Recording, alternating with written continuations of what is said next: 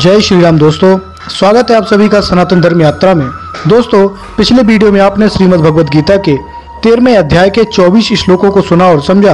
अब आइए चलते हैं श्रीमद् भगवद गीता के 13वें अध्याय के 25वें श्लोक पर। इसमें लिखा है, ध्यानेनात्मनि पश्यन्ति केचिदात्मना मात्मना अन्य सांख्येन योगेन कर्म योगेन चापरे। अर्थात भक्तगण भगवत चिंता द्वारा स्वयं ही हृदय में परम पुरुष का दर्शन करते हैं। ज्ञानीगण सांख्य योग द्वारा, योगीगण अष्टांग योग द्वारा एवं कोई निष्काम योग कर्म योग द्वारा भी उनके दर्शन की चेष्टा करते हैं। उसके बाद 26वां श्लोक है, अन्ये त्वेव जानन्ता सत्वान् भेय उपाश्यते ते अपि चातितरन्येव मृत्युम श्रुतिपरायणा। अर्थात किंतु कुछ अन्य लोग इस प्रकार तत्व को न जानकर अन्य आचार्यों के निकट उपदेश श्रवण कर उपासना करते हैं। वे भी श्रवण निष्ठ होकर क्रमशः मृत्यु रूप संसार का अवश्य अतिक्रमण करते हैं। उसके बाद 27वां श्लोक है, यावत् संजायते किंचित शत्वम स्थावरम जंगमणम क्षेत्र क्षेत्र जे संयोगितदिति भर्तर्षभ। अर्थात हे भर्तर्षभ, जो भी स्थावर जंगात्मक प्राणी उत्पन्न होते हैं वे सभी क्षेत्र और क्षेत्रज्ञ के संयोग से उत्पन्न होते हैं, ऐसा जानो।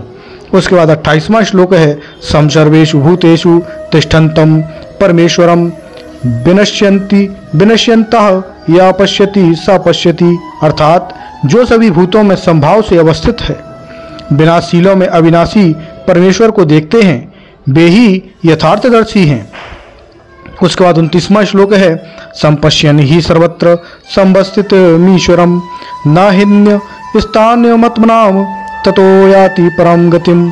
अर्थात क्योंकि वे सभी भूतों में संभाव से सम्यक रूपेण अवस्थित परमेश्वर को देखकर मन के द्वारा स्वयं को अधापतित नहीं करते हैं, इसलिए परम गति प्राप्त करते हैं। उसके बाद 30वां श्लोक है, प्रकृत्यैव च कर्माणि क्रियमाणानि सर्वशः या पश्यति तथात्मन कर्मत्रम सा पश्यति।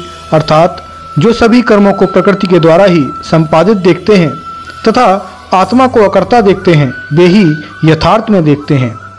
उसके बाद 31वां श्लोक है, यदा भूत प्रग भावमेकस्थ मनुपश्यति ततएव च विस्तारम ब्रह्म संदे पद्यते तदह। अर्थात जब वे भूतों में पृथक पृथक भाव को एक ही प्रकृति में स्थित और उस प्रकृति से ही उत्पन्न जान पाते हैं, तब वे ब्रह्म भाव प्राप्त करते हैं। उसके बाद 32वां श्लोक है, अनादि तत्व अनिगुणत्वात् परमात्माय शरीरोस्थापि कौन्तेय न करोति न लिप्यते। अर्थात हे कौन्तेय, अनादि तथा निर्गुण होने के कारण वे अव्यय परमात्मा शरीर में स्थित होकर भी न कर्म करते हैं और न ही कर्म फल से लिप्त होते हैं। उसके बाद 33वां श्लोक है, यथा सर्वगतम सौम्यकच्छादाकाशम नोपलिप्यते सर्वत्रावधिष्ठितो देहे यथात्म नोपलिप्यते। अर्थात जिस प्रकार सर्वत्र अवस्थित आकाश सूक्ष्म होने के कारण लिप्त नहीं होता है, उसी प्रकार संपूर्ण देह में अवस्थित परमात्मा भी दैहिक गुण दोष आदि से लिप्त नहीं होते हैं। उसके बाद 34वां श्लोक है, यथा प्रकाशितेक कृत्सना लोकमिम रवि क्षेत्रम क्षेत्री तथा कृत्सनम प्रकाशयति भारत।